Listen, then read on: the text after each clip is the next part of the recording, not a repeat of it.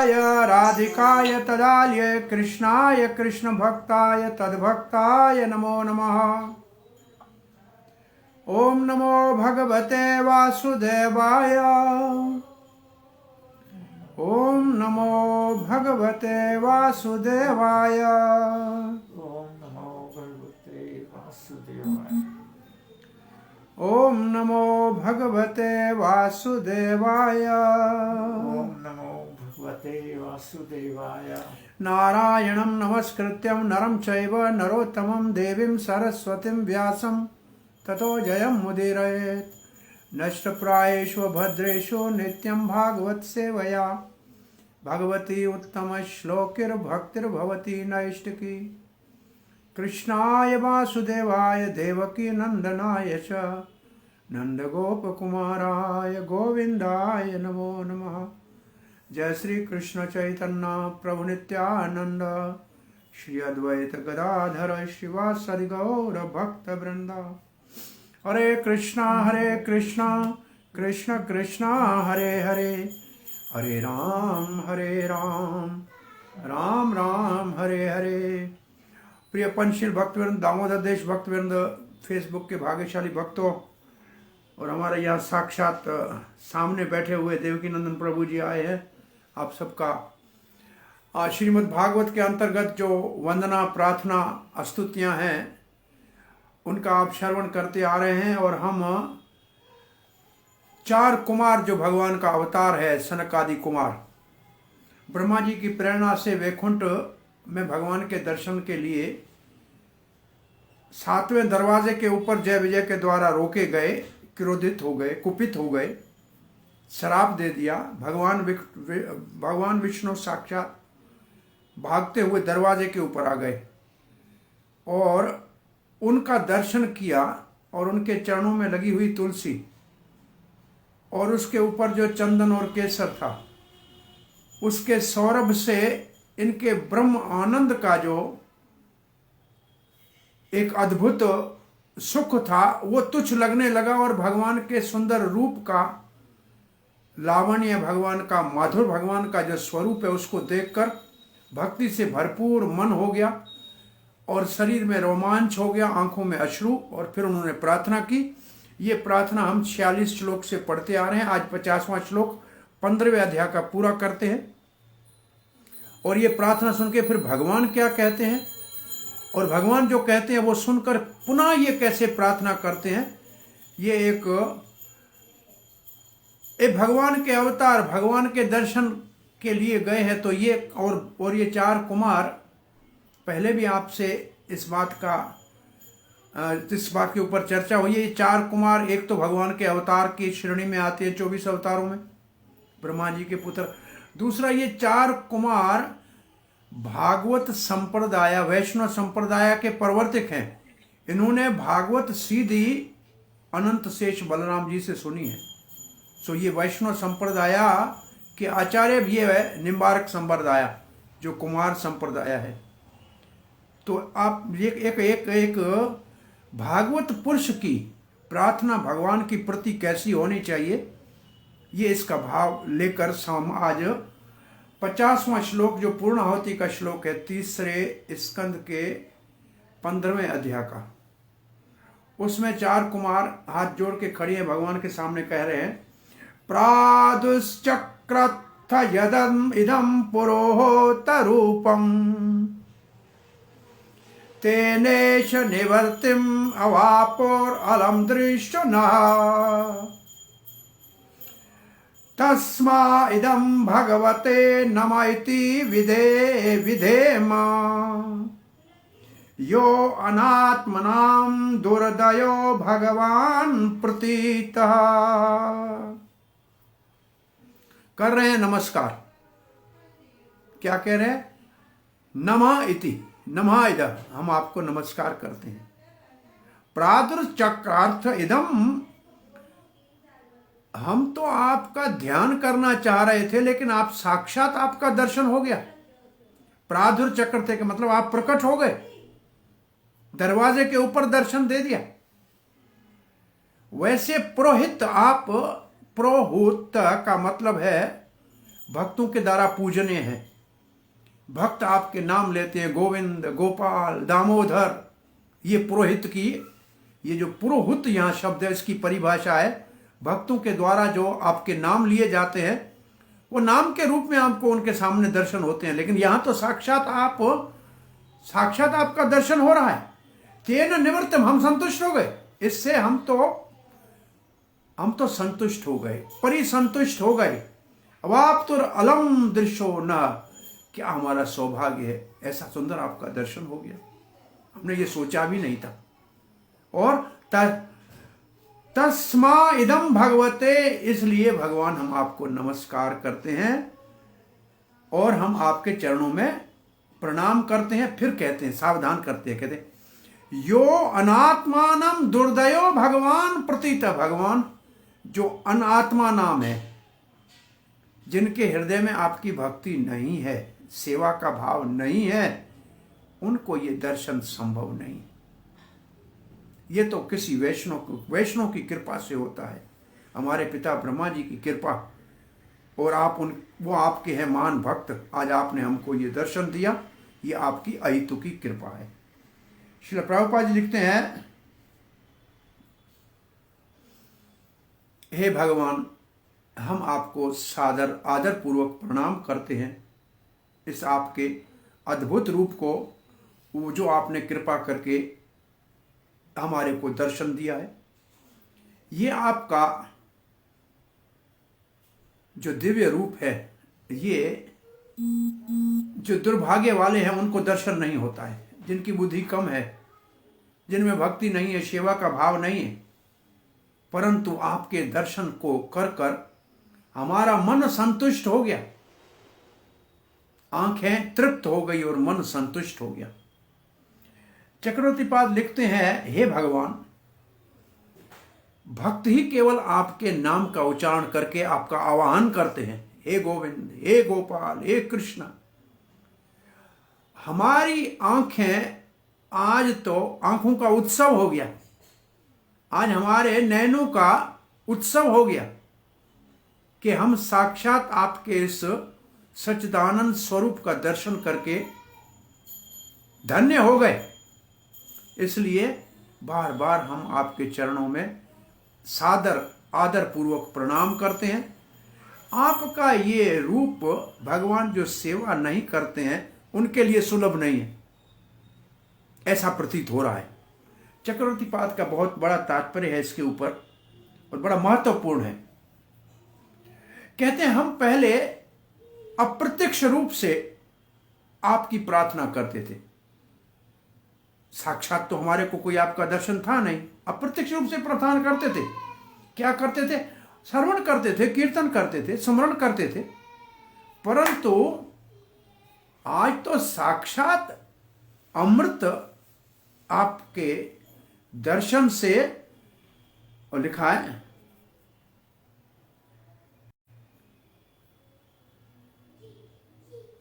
आज तो साक्षात आपके सानिध्य के का अमृत आपने हमको पिला दिया। आज तो दर्शन दे दिया सामने, पहले दर्शन नहीं हो, हम ध्यान करते थे केवल। और फिर लिखा है, हमको आपने दर्शन दिया, हम तो अपराधी, आपके ये जो दरवाजे के ऊपर द्वारपाल है इनको हमने साप दिया, हम कुपित हुए, हम अपराधी। और हम अपराधियों के ऊपर आपने इतनी दया की, इतनी कृपा की कि साक्षात हमको सामने दर्शन दे दिया। चक्रवर्ती पाल लिखते हैं, इतनी सहनशीलता, इतनी सहिष्णुता, इतना सहना, ये तो भगवान आपकी अनंत कृपा है। इतनी आपके जितनी सहनशीलता किसी में हो नहीं सकती। जिसके द्वारपालों को कोई श्राप दे और उसको आप दर्शन दे, ऐसे कैसे हो सकता है? हमारे ऊपर आपने अहेतुकी अनंत कृपा की है। भगवान जो आपको पुरोहित, आपको जो भक्त आपको बुलाते हैं, सुमरण करते, कहते हैं, हे नारायण, हे विष्णु, हे गोविंद, हमारे ऊपर कृपा करो, ऐसे वो प्रार्थना करते, क्योंकि आप उनके लिए पूजनीय हैं। हमारा जीवन आज सफल हो गया, आज आपने हमें दर्शन दे दिया। इसको ऐसे लेना चाहिए कि हम रोज मंदिर में जाके भगवान का दर्शन करते हैं, तब ऐसी प्रार्थना करनी चाहिए जैसे कर रहे हैं 4 कुमार, और फिर भगवान प्रसन्न होके एक दिन साक्षात दर्शन दें, तब प्रार्थना दूसरी जो दोबारा ये कुमार प्रार्थना करेंगे 15 श्लोक से 16वें अध्याय में।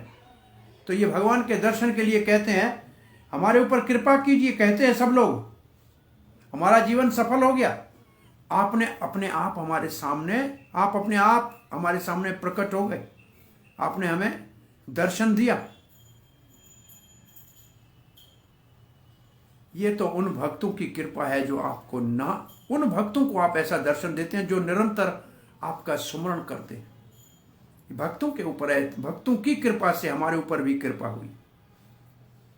फिर कहते हैं, आपके दर्शन से हमारी आंखें, दृश्य हमारी आंखें अथवा हमारी जो चेतना है वो आनंदित हो गई। आंखें प्रफुल्लित और चेतना और बुद्धि जो है, बुद्धि प्रबुद्ध और चेतना हमारी जो है वो चमक गई आपके इस दर्शन से। और इसलिए हाथ जोड़कर और सर को ऐसे हाथ लगाकर प्रणाम कर रहे हैं और कह रहे हैं हम आपको नमस्कार करते हैं। अब अंतिम लाइन का भाव बताते कहते हैं, भगवान उनके सामने तो आप प्रकट नहीं होते हैं। तो इसमें भगवान कहां है? बोला आत्मा, आप तो आत्मा हो इस जगत की, और जो आपकी सेवा नहीं करते हैं, अनात्मा नाम, जो आपकी सेवा नहीं करते हैं उनको आप दर्शन नहीं देते आप तो। और फिर के लिखते हैं, इसका एक अर्थ और ये होता है, जो आपको, आपकी सेवा नहीं करता, आपकी भक्ति नहीं करता, उसकी तो मानो आत्मा ही नहीं है। अनात्मा शब्द है, अनात्मा नाम, उसकी आत्मा ही नहीं है। इसका मतलब वो मरे हुए हैं, मुर्दे हैं। जो जीवित ही मुर्दे हैं जो आपकी भक्ति नहीं करते, जीवित ही मुर्दे हैं, इसका अर्थ ये लिखते हैं। और फिर लिखा है, अब चक्रवर्ती पाद को लगा ऐसे कि ये क्या कहूं मैं, ये तो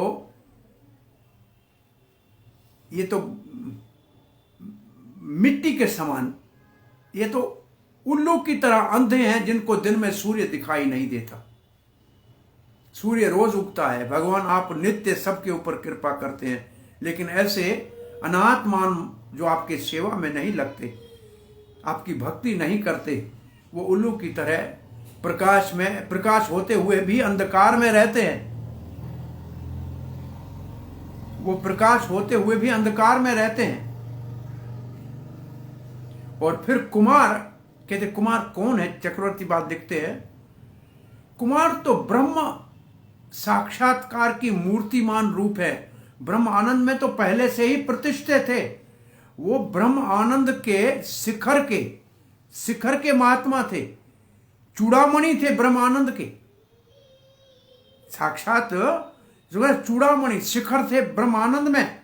ऐसा छांदोग्य उपनिषद में लिखा है। क्या लिखा है? शुद्ध तस्मै मृदितक्षायायः तमस्सः पारम दर्श्यति भगवान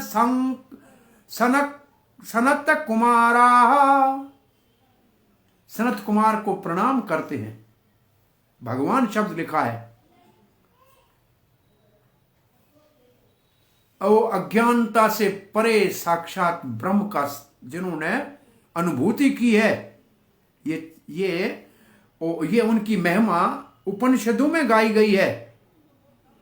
जब ऐसे महात्मा भगवान को प्रार्थना कर रहे हैं और उनके प्रार्थना के भाव को आप देखिए, तो हमको समझना चाहिए कि भगवान के साक्षात स्वरूप की, रूप की भक्ति कितनी आनंददायक होगी।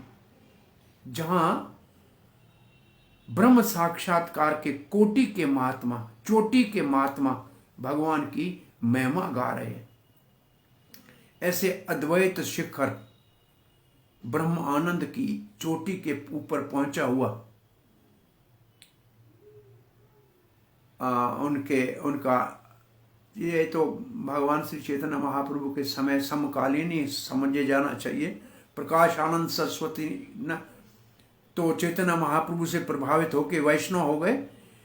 एक मधुसूदन सरस्वती हुए हैं बनारस में। वो ब्रह्म आनंद की चोटी के ऊपर अद्वैत के शिखर के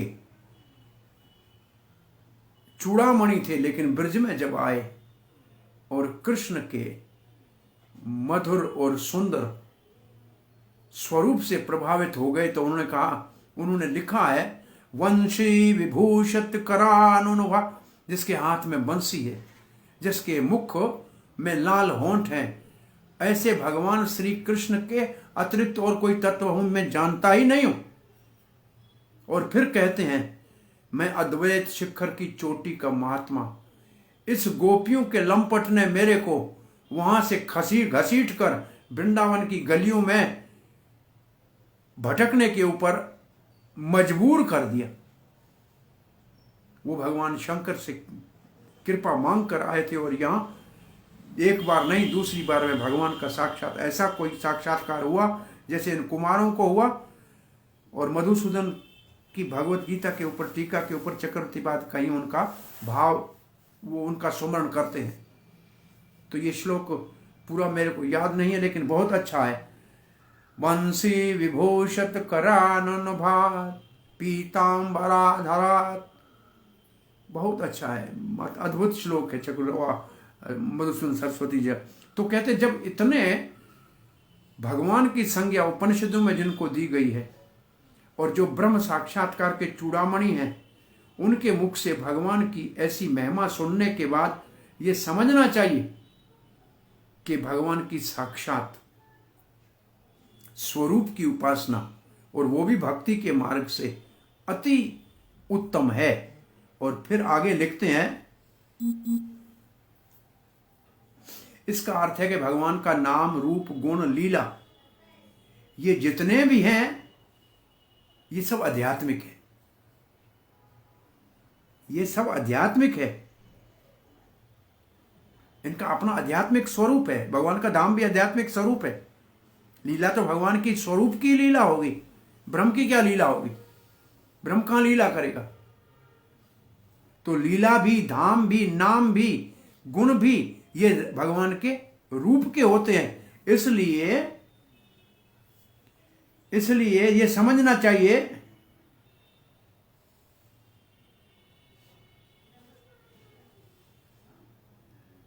क्या समझना चाहिए?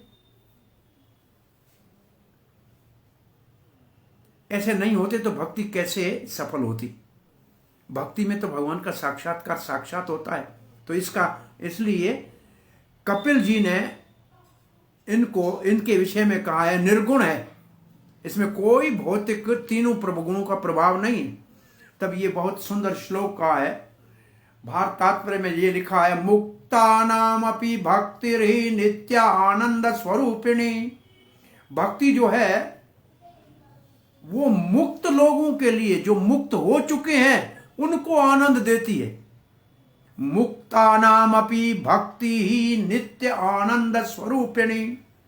भक्ति नित्य आनंद स्वरूप देती है किसको? जो मुक्त है उसको। और फिर लिखा है, आगे लिखा है ब्रह्म सूत्र में, ये ब्रह्म सूत्र का भाष्य है। श्रुति ने ये लिखा है, आप्राण्यन्नात तत्रापि दृष्टिम भक्ति। मुक्ति से पहले भी भक्ति का साधन किया जाता है और मुक्ति के बाद भी भक्ति चलती है। ज्ञानी मुक्ति के बाद कुछ नहीं कर सकते, लेकिन मुक्ति से पहले भी, मुक्ति के बाद भी भक्ति चलती है और तभी शुद्ध भक्ति कहलाती है। तभी भगवत गीता से ब्रह्मभूता प्रसन्न आत्मा का भाव है कि जब कोई मुक्त होकर ब्रह्म के स्तर पे आएगा तभी भगवान श्री कृष्ण की पराभक्ति को प्राप्त करेगा। ये ब्रह्म सूत्र का श्लोक है। और मध्वाचार्य, श्री मध्वाचार्य ने इस श्लोक के ऊपर तात्पर्य में लिखते हैं, 100 पर्ण श्रुति, एक 100 पर्ण श्रुति है, उससे श्लोक लिखते हैं, सर्वदैवेनम उपासित यावन मुक्तिर अमुक्ताय एनम उपासते। भगवान की भक्ति सर्वत्र सब समय है, सब समय है। मुक्त आत्मा भी भगवान की भक्ति करते हैं और जो मुक्त नहीं है वो भी करते हैं। जैसे हम सब मुक्त नहीं है, भक्ति कर रहे हैं, और ये 4 कुमार मुक्त हैं, ये सुखदेव महाराज मुक्त है, ये नारद मुक्त है, ये भी भगवान की भक्ति कर रहे हैं। तो ये मुक्ति, भक्ति मुक्ति से पहले भी है और मुक्ति के बाद भी। इसका मतलब मुक्ति के बाद सब कुछ खत्म नहीं हो जाता, निर्विशेष नहीं है, वहां बहुत विशेषता है, वहां भी भक्ति चलती रहती है। और चक्रवर्ती पाद आगे लिखते हैं, प्रहलाद और बलि महाराज, ये हैं 2 महाजन।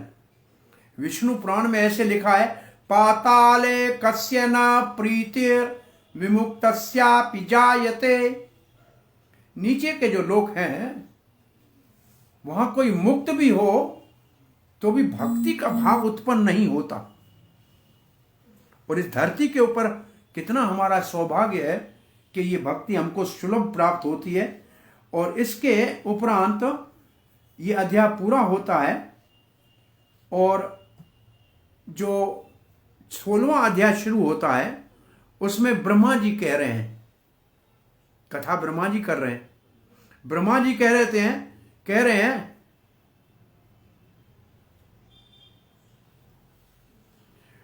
ऐसे जब 4 कुमारों ने जो योग में प्रवीण थे, उसके नियमों को जानते थे, उन्होंने जब भगवान की ऐसे प्रार्थना की, भगवान जो वैकुंठ नाथ है उन्होंने बोलना शुरू किया। तो अब भगवान क्या के वैकुंठ नाथ क्या बोलते हैं? भगवान वैकुंठ नाथ कहने लगे, ये मेरे 2 द्वारपाल जय और विजय है ना, इन्होंने मेरे भाव को नहीं जाना और आपका अपराध कर दिया। मेरे भाव को नहीं जाना, आपका अपराध कर दिया।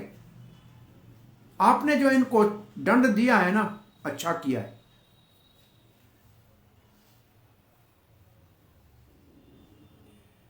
क्योंकि आपका अपराध किया था, आपको रास्ता में डंडा दिया था, इसलिए। और फिर भगवान विष्णु कहते हैं, मैं आपसे क्षमा मांगता हूं, मैं तो ब्राह्मणों की पूजा करता हूं, मेरे लिए ब्राह्मण पूजनीय है। मेरे सेवकों ने अपमान कर दिया, मैं समझता हूं मैंने ही अपमान किया है। सेवक का अपमान स्वामी का अपमान माना जाता है, ऐसा मान्यता है।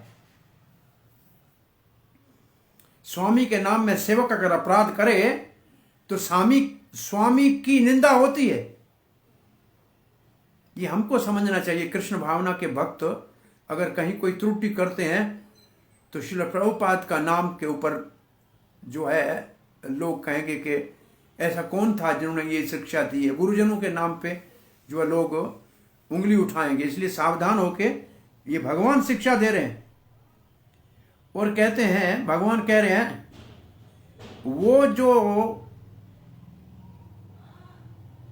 दोष निकाल के बात करेंगे सेवक के दोष की स्वामी पे, वो ऐसे लगेगा कि चमड़ी के ऊपर कुष्ठ रोग हो गया है। भगवान आगे कहने लगे,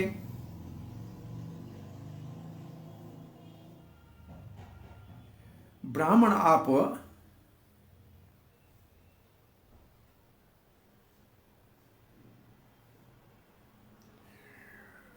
लोग कहते हैं मेरे को तीर्थ पाद, लोग कहते हैं कि भगवान चंडाल भी आपके नाम लेने से पवित्र हो जाता है, लेकिन ये सारी महिमा ब्राह्मणों आपकी वजह से मेरी है। मेरी भुजा भी ब्राह्मणों आपका अपराध करे तो मैं इसको काट दूंगा, क्योंकि हमारी प्रार्थना में तो ये नहीं है लेकिन पहले समझना चाहिए कि भगवान ने कहा क्या है तो ये प्रार्थना कर रहे हैं। भगवान ने ये जब कहा, फिर कहा लक्ष्मी, जिनको सारी संसार जिसको पाना चाहता है और वो मेरे चरणों को छोड़ के कहीं जाती नहीं है, वो वहीं रहती है और मेरे चरणों की रज जो प्राप्त करे वो सब दोषों से मुक्त हो जाता है। ये सारी लक्ष्मी मेरे चरण नहीं छोड़ती, मेरे चरण धूलि इस जगत का उद्धार करती है। ये तो आप ब्राह्मणों की कृपा से है। ये शुद्ध भक्त जो है उनके कारण मेरी ये महिमा है। मैं यज्ञ से इतना आहुति से प्रसन्न नहीं होता हूं जितना ब्राह्मण के मुख से, ब्राह्मण को भोजन कराया जाता है, मैं संतुष्ट हो जाता हूं। तो भगवान ने जब इतनी सारी महिमा कही उनकी,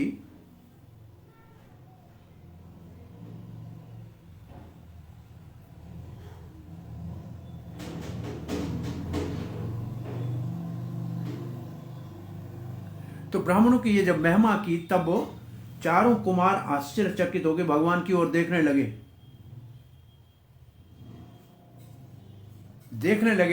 ब्रह्मा जी के, ब्रह्मा जी कह रहे हैं, भगवान ऐसे बोल रहे थे, उनके शब्द बहुत ही सांत्वना देने वाले थे, बहुत सुख देने वाले थे, उनमें नीति थी। उस और जो भगवान कह रहे थे वो शब्द चारों कुमारों के लिए पूजनीय मान रहे थे। परंतु कुमार फिर भी संतुष्ट नहीं हुए, क्योंकि उनका मन क्रोध के सांप ने काटे थे। उनके मन को क्रोध के सांप ने काटा था। उनको क्रोध आ गया था उन भगवान के पार्षदों के ऊपर। तो भगवान के, मैं इस श्लोक को पढ़ लेता हूं 13वें को, क्यों है नहीं अपने उसमें, फिर भी पढ़ने का सुख लेते हैं। ब्रह्मवाच अथ तस्यो सतीं देवीं तस्य उशतीं देवीं ऋषिकुल्यां सरस्वतीं नावसादाय मन्यो दष्टानाम। मन्यो मतलब क्रोध, दष्टाना मतलब डंके हुए थे सांप के डंक से। तेषाम आत्मा अपि अतृप्तेय, अंदर से वो तृप्त नहीं थे। जैसे भगवान श्रील प्रभुपाद जी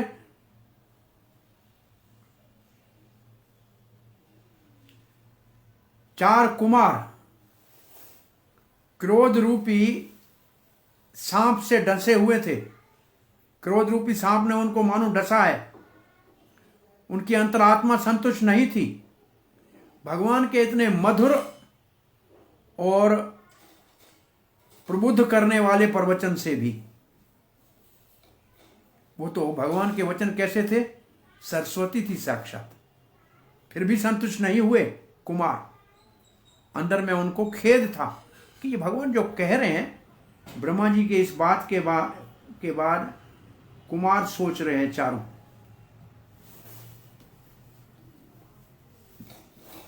वो सोच रहे बात तो सत्य है, भगवान ने नाप तोल के कही है, परंतु उनका अर्थ बहुत गंभीर है। उसका उद्देश्य समझ में नहीं आ रहा है, क्योंकि उनके शब्दों के बहुत से अर्थ हैं। बाहर से एक अर्थ है, अंदर का दूसरा अर्थ है। इसलिए कुमार विचलित थे और ऐसी स्थिति में प्रसन्नचित्त होने का प्रयास करके दोनों हाथ जोड़ के कुमार प्रफुल्लित, जिसको कहा गया है रोमांचित होकर भगवान से प्रार्थना करने लगे, जो योग माया से सुंदर स्वरूप में उनके सामने खड़ा था। तो ये 16वें श्लोक में प्रार्थना का पहला श्लोक है। इन श्लोक पहले 14वें श्लोक के ऊपर बहुत लंबा तात्पर्य है। एक एक शब्द के दो दो अर्थ निकलते हैं। एक शब्द में अगर कहें तो इसका अर्थ ये है, चार कुमार कह रहे थे कि भगवान इतनी हमारी प्रशंसा कर रहे हैं, ये सचमुच में हमारी प्रशंसा है कि हमारे साथ विनोद किया जा रहा है, मजाक किया जा रहा है। एक बात। दूसरी बात, क्या भगवान हमसे ज्यादा संतुष्ट हैं या अपने इन द्वारपालों से? सही माना में, सही अर्थ में समझा जाए तो भगवान अपने पार्षदों से अति प्रसन्न थे, कुमारों की प्रशंसा कर रहे थे मर्यादा में। नहीं तो दो पार्षदों को लेने के लिए भगवान ने 3-3 अवतार लिए, तो ऐसे क्यों भगवान करते? ये भगवान की इच्छा थी। अब एक बात देखें, न पार्षदों को अपमान करने की आवश्यकता थी, न कुमारों को क्रोधित होने की आवश्यकता थी, ये भगवान की इच्छा थी। ऐसे लिखा है कि एक बार लक्ष्मी को भी इन द्वारपालों ने रोक दिया था। लक्ष्मी ने अपराध करने के लिए, भगवान की योग माया ने उनको अपराध करने के लिए डंडे रखवा दिए और कुमारों को क्रोध करा दिया, और फिर भगवान कुमारों की प्रशंसा कर रहे हैं और अपने पार्षदों को ही बहुत स्नेह के साथ बात कर रहे हैं, आप चिंता मत करो, मैं आऊंगा आपको वापस लेने के लिए। तो ये भगवान की लीला है। लेकिन हमको इससे हम क्या, भगवान विद्वान, भगवान हम नहीं जानते, हम नहीं समझ रहे। आपने इतना बड़ा प्रवचन दिया, हमारी इतनी प्रशंसा की, तब देव चिकित्सा, आपका उद्देश्य क्या है भगवान, ये हम नहीं समझते। आपकी इच्छा क्या है, आप क्या चाहते हैं, हम समझ नहीं सकते। कृतो में अनुग्रह चेती, लगता है कि आप ऐसे कह रहे हैं जैसे हमने यहां आकर आपके ऊपर बड़ी कृपा की। आप तो ऐसे कह रहे थे कि आपके चरणों की धूली अब मेरी महिमा बढ़ा रही है, मैं अपना हाथ काट दूंगा। ये तो आप ऐसे कह रहे हैं जैसे हमने यहां आकर आपके ऊपर अनुग्रह किया है। अध्यक्षः प्रभाषते, आप तो यहां के स्वामी हैं, आप ऐसे कह रहे हैं, हमको समझ में नहीं आ रहा है। प्रभुपाद जी लिखते हैं, आपके जो ये बातें आपने कही है, इसके पीछे उद्देश्य क्या है, आपकी इच्छा क्या है, हम नहीं समझ सकते। आप तो यहां के अध्यक्ष हैं और आप हमारे लिए कह रहे हैं कि हमने यहां आकर बड़ा काम कृपा की है, ये हमको समझ में नहीं आ रहा है। चक्रवर्ती बात लिखते हैं, आपकी इच्छा क्या है भगवान, हम नहीं जान सकते। भगवान की इच्छा कौन जान सकता है? लेकिन ग्वाल बाल कहते हैं ब्रज में, कन्हैया तेरे मन की हम मैंने जानी, कन्हैया तेरे मन की मैंने जानी। ग्वाल बाल कहते हैं कि तुम्हारे मन की हम जानते हैं कन्हैया, तुम क्या करना चाहते हो। लेकिन संसार भगवान के मन की नहीं चाह सकता। और ये तो भीष्म की स्तुति में हमने सुना था, और युधिष्ठिर महाराज को कह रहे थे भीष्म देव कि इनके संकल्प को कोई नहीं जान सकता। शंकर जी, कपिल जी, नारद जी इतना जानते हैं जितना ये जानने की उनको शक्ति देते हैं, लेकिन इनको कोई नहीं जान सकता है। तो लिखते हैं, आपकी इच्छा को हम समझ नहीं सकते हैं। आपने ऐसे कह दिया कि हमने आके आपके ऊपर अनुग्रह किया। भगवान के ऊपर क्या कुमारों ने कोई कृपा की है क्या? तो चक्रवर्ती बात लिखते हैं, उन्होंने सोचा समझा अच्छी तरह से कि भगवान अपने पार्षदों से प्रेम करते हैं क्योंकि उनके वो पार्षद हैं। हमारी तो ब्राह्मण होने के नाते महिमा गा रहे हैं, जबकि भक्तों की महिमा हमसे ज्यादा होती। ऐसे क्यों? फिर भी वो भगवान के मुख से सुनना चाहते थे कि भगवान का उद्देश्य क्या था, भगवान ने जो शब्द कहे उनका अर्थ क्या था। ये कुमार भगवान से के मुख से सुनना चाहते थे। आप कह रहे हैं कि हमने यहां आकर आपके ऊपर कृपा की, ये संभव नहीं है। आपको तो हमको दंड देना चाहिए। हमने आपके घर में आके आपके द्वारपालों को श्राप दिया। आपने ऐसे कहा, लगता है कि आपने हमसे विनोद कर रहे हैं कि हमने आके आपके ऊपर कृपा की। क्या कृपा क्या की है? आपके घर में आपके ही द्वारपालों को श्राप दे दिए। इसका अर्थ ये तो नहीं है। और ऐसे भी हो सकता है, आप हमारी इतनी महिमा इसलिए गा रहे हैं कि आप धर्म के प्रचार के लिए, हमारे ब्राह्मणों के द्वारा धर्म का प्रचार होता है, वेद को विप्र जानते हैं, तो इसलिए आप हमारी प्रशंसा कर रहे हैं क्योंकि हम ब्राह्मण हैं, ऐसा है क्या? भगवान आपका क्या उद्देश्य है? चिकित्सा क्या है आपकी? आप हमको बताइए। हम तो अज्ञानी हैं, हम आपकी बात को और आपकी इच्छा को समझ नहीं सकते। श्रील प्रभुपाद जी लिखते हैं, भगवान जो सबसे ऊपर है, सबसे परे है, सबसे महान है, वो जो बोल रहे थे उससे लग रहा था कि इन 4 कुमारों ने कुछ गलती की है। पता नहीं इनके शराब दे के गलती की है कि अच्छा किया है, ये उनको समझ में नहीं आ रहा था, और इसलिए वो भगवान के शब्दों में समझना चाहते थे, वो समझ नहीं पा रहे थे। वो इतना समझते थे भगवान इतने निम्रता से क्यों बोल रहे हैं कि हमने, कुमारों ने आकर भगवान के ऊपर कृपा की, ऐसे क्यों कह रहे हैं। और दूसरे श्लोक में, 17वें श्लोक में कुमार कहते हैं, ब्रह्मणस्य परम देवम ब्राह्मणाः कीलते प्रभो विप्राणाम देव देवानाम भगवान आत्मदेवतम। ब्रह्मणस्य परम देवम, प्रभुपाद ने लिखा ब्रह्मणस्य का मतलब जो जो जो ब्राह्मणी कल्चर है, जो ब्राह्मणों का एक प्रभाव है, परम दैवम, उनका स्थान बहुत ऊपर का है। ब्राह्मणा कीलते प्रभु, हे प्रभु, वो केवल आप दूसरों को सिखाने के लिए ऐसा कह रहे हैं, आप तो पूजने हैं ना। विप्राणाम देव देवानाम, और हे भगवान, हे प्रभु, ये शिक्षा के लिए दो। जैसे भगवान श्री कृष्ण सुदामा विप्रा की पूजा करते हैं, क्षत्रिय है, धर्म का पालन करके सिखा रहे हैं कि ब्राह्मणों को सम्मान कर देना चाहिए।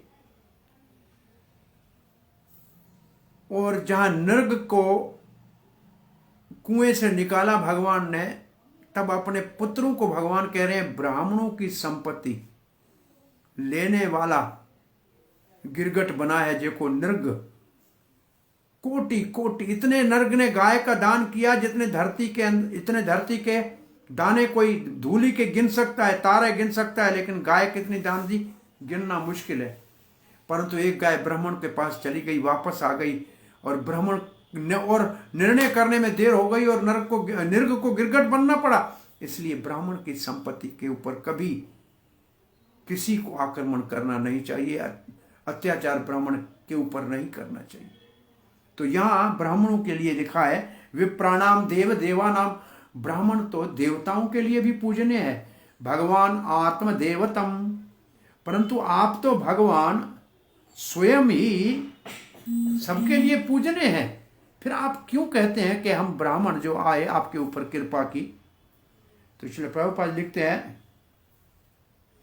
आप ही तो ब्राह्मणी जो कल्चर है, जो एक ब्राह्मणों का जो वर्चस्व है, उसके तो आप ही निर्देशक हो।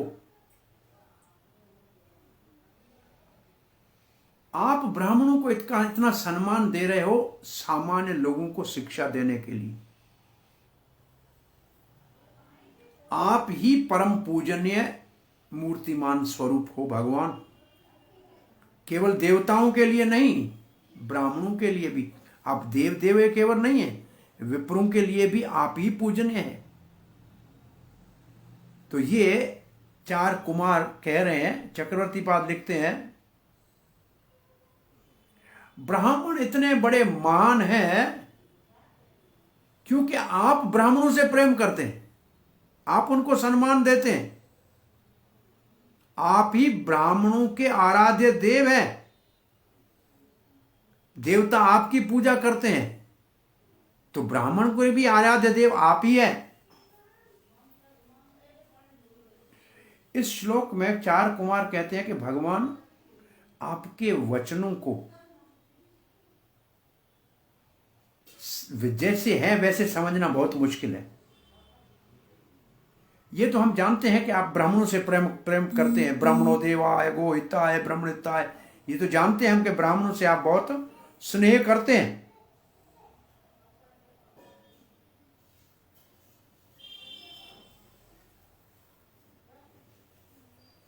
तो क्या आपके स्नेह के कारण ब्राह्मणों का इतना सम्मान है कि स्वाभाविक ब्राह्मण इतने बड़े महान हैं? ये बात कैसे समझ में आए? ब्राह्मणों की देवा पूजा करते हैं, कहते हैं ब्राह्मण देवताओं के लिए यज्ञ करते हैं तब देवताओं को आहुति मिलती है, इसलिए देवता कहते हैं ब्राह्मण हमारे लिए पूजनीय है, क्योंकि ब्राह्मण ही हमारी पूजा कराते हैं, हमारे यज्ञ कराते हैं। परंतु आप तो भगवान हैं। आत्मदेवतम, स्वभाव से ही आपकी स्थिति तो सबसे ऊपर है। आप तो ब्राह्मण नहीं है, आप तो ब्राह्मण से ऊपर है। और आत्मदेवतम का एक अर्थ और है, आपकी आशीर्वाद नहीं है तो फिर ब्राह्मण किस काम का है, और तो मृत्यु के बराबर है। तो आप जो कह रहे थे कि ब्राह्मण आपकी कृपा के बिना मेरे चरणों की रज की कोई महिमा नहीं है, इसका अर्थ क्या?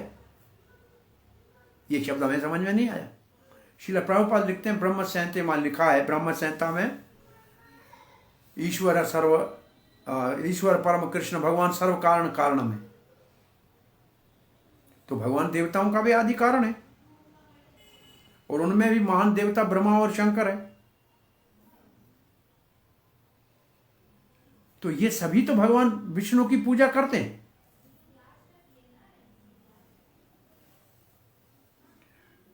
और फिर लिखा है,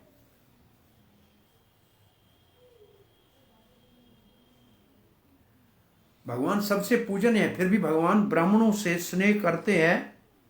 ब्राह्मणों के प्रति भगवान का फेवर है। उसका कारण क्या है? क्योंकि वो ब्राह्मण के मर्यादा को पालन करके रखे, ब्राह्मणिकल कल्चर को सुरक्षित रखा है। और ब्राह्मण के अंदर लक्षण होने चाहिए, कौन से? सम दम, इंद्रियों को संयम में रखना, इंद्रियों और मन संयम में हो, पवित्रता हो, शुचि हो, ज्ञान हो, विज्ञान हो, शास्त्र को जानते हो, सहनशीलता हो। तो ये लिखा है। भगवान तो सबके परमात्मा, सबके हृदय में बैठे हुए अंतर्यामी परमात्मा है।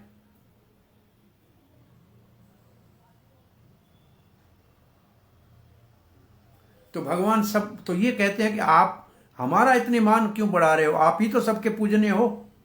एक श्लोक और पढ़ लेते हैं।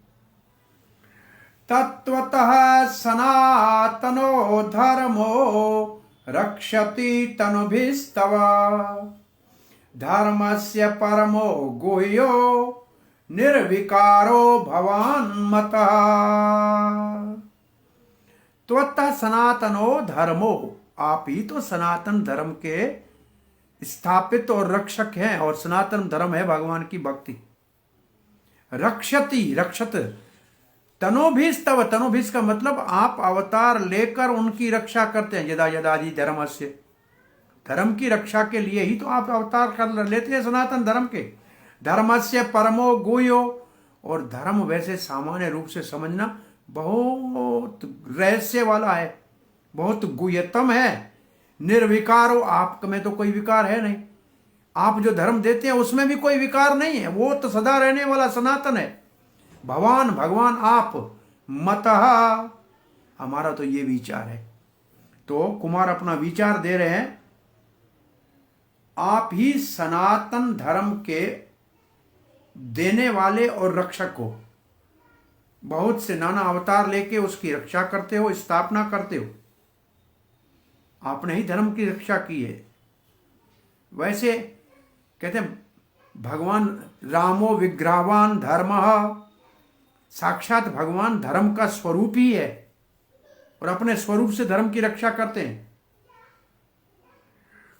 और सारे धर्म से आपको ही जानना है और यही हमारा विचार है। हमारे मत में आप निर्विकार हो और आप सनातन हो, आप सदा रहने वाले हो। चक्रवर्ती व्यासपाद लिखते हैं इसका जो सनातन धर्म है वो है भक्ति, वो आपसे उत्पन्न होती है और आप ही उसके, आपका स्वरूप ही उसका रक्षक है, आपका रूप ही उसका रक्षक है। कौन से रूप में भगवान पूछते हैं कि मैं भक्ति की रक्षा करता हूं? अगर तो कुमार कहते हैं भक्तों के द्वारा भक्ति की रक्षा करते हो, ब्राह्मणों के द्वारा नहीं करते हो, भक्तों के द्वारा करते हो। हम ये जानते हैं, हमारा मत ये है कि धर्म का अंतिम लक्ष्य है, जो धर्म का जो अंतिम फल है वो बहुत गोपनीय है, जिसमें कोई परिवर्तन नहीं आता है। अब चक्रवर्ती लिखते हैं लोगों को सम्मान मिलता है क्योंकि वो धर्म के नियमों का पालन करते हैं और धर्म का जो लक्षण है वो है भक्ति। केवल वर्ण आश्रम में इतनी स्थिरता नहीं है कि वो सदा के लिए रह सके। भक्ति जो है वो नित्य है और भक्त ही इस धर्म को, भक्त ही इस भक्ति के धर्म का संचालन करते हैं, स्थापित करते हैं, प्रचार करते हैं। इसलिए भक्त ब्राह्मणों से महान है। ये है इस श्लोक का भाव। सनातन धर्म भक्ति को कहते हैं जो भगवान आपसे उत्पन्न होती है। दृष्टि ही सताम दर्शने अस्तु भवतत् तनुनाम। ये श्रीमद् भागवत के 10वें स्कंद के 10वें अध्याय के 38वें श्लोक में लिखा है। क्या लिखा है?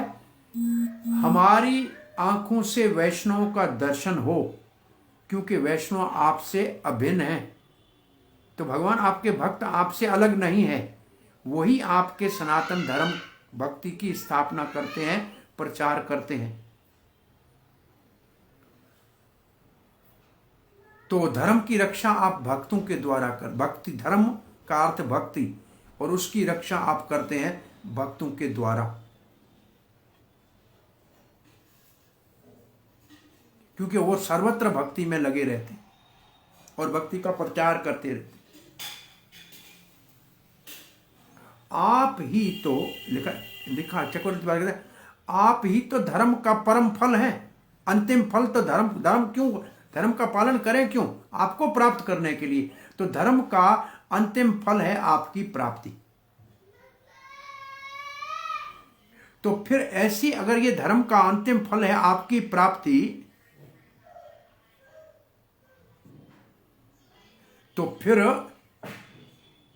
ये स्वर्ग आदि के प्राप्त करने वाला धर्म जो अस्थायी है वो धर्म नहीं हो सकता। और इसलिए, और वो धर्म में परिवर्तन हो जाएगा। आप में तो परिवर्तन होता नहीं है, निर्विकार है आप, निर्विकार भगवान आप हैं, निर्विकार। आपको ही प्राप्त करना भक्ति का लक्ष्य है। दूसरे धर्मों को न सनातन कह सकते हैं और न निर्विकार कह सकते हैं, उनमें विकार है, परिवर्तन है। तो ये अब एक इसके ऊपर श्रील प्रभुपाद जी के भाव को देखकर और फिर दो शब्द कोई आवश्यकता है तो कहते हैं। इस श्लोक में प्रभुपाद जी लिखते हैं, धर्मस्य परमो गुह्यो का अर्थ है जो भगवत गीता में भगवान ने कह दिया है, सर्वधर्मान् परित्यज्य माम एकम शरणं। ये है धर्म का गुह्य अर्थ, क्योंकि उसी को गुह्यतम ज्ञान कहा है। तो प्रभुपाद जी उसको सरल कर रहे हैं कि सारी गीता का सार गुह्यतम ज्ञान भगवान ने दिया है, वो है सर्वधर्मान परित्यज्य माम एकम शरणं, तो वो है भक्ति। तो इसका मतलब परम सनातन धर्म है भक्ति। ये गुह्य है।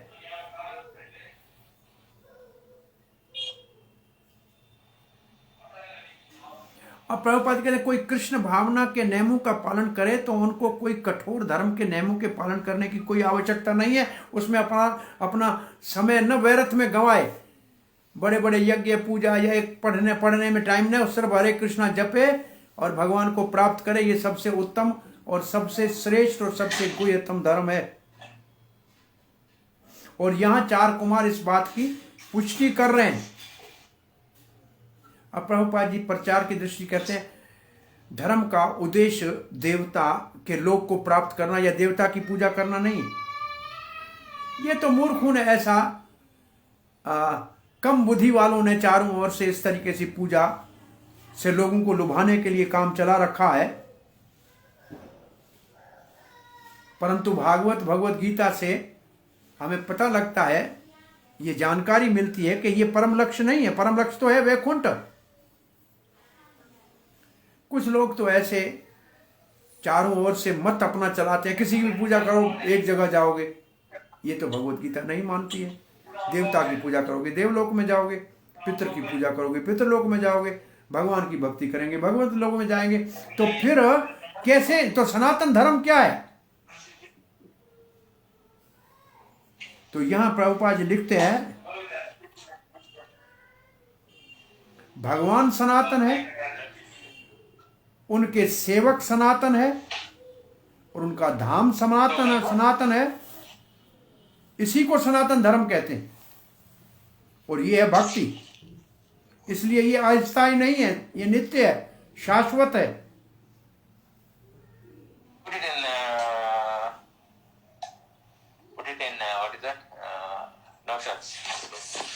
ये तो भगवान सिखाने के लिए वैष्णव और ब्राह्मणों की महिमा गा रहे हैं, परंतु भगवान ही पूजनीय है देवताओं के लिए, ब्राह्मणों के लिए, वैष्णव के। प्रभुपाद जी ने एक प्रवचन में कहा है सनातन धर्म वो है जिसमें कभी परिवर्तन नहीं होता। और ये धर्म है जीव आत्मा का, और वो धर्म है प्रेम और सेवा करना।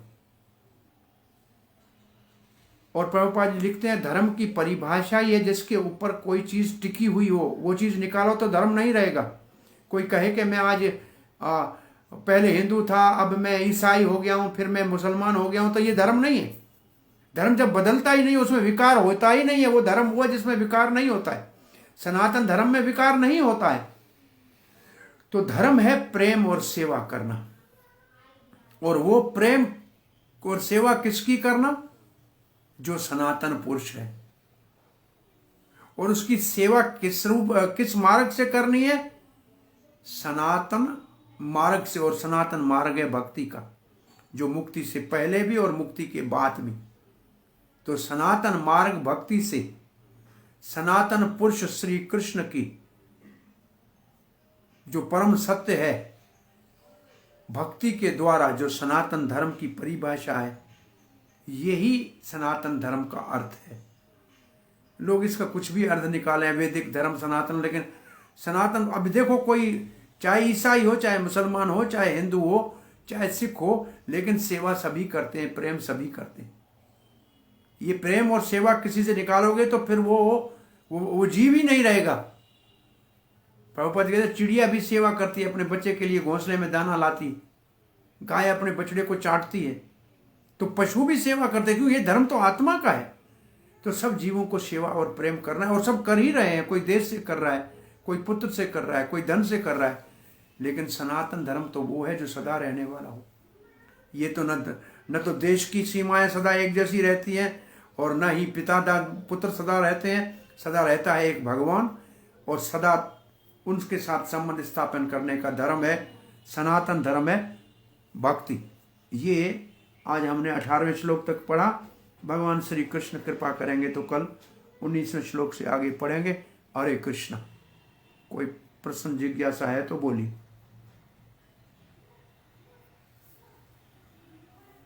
कोई प्रश्न है, जिज्ञासा है?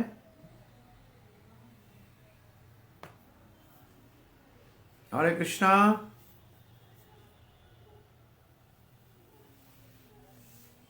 गौर भक्त वृंद की जय, श्रील प्रभुपाद की जय।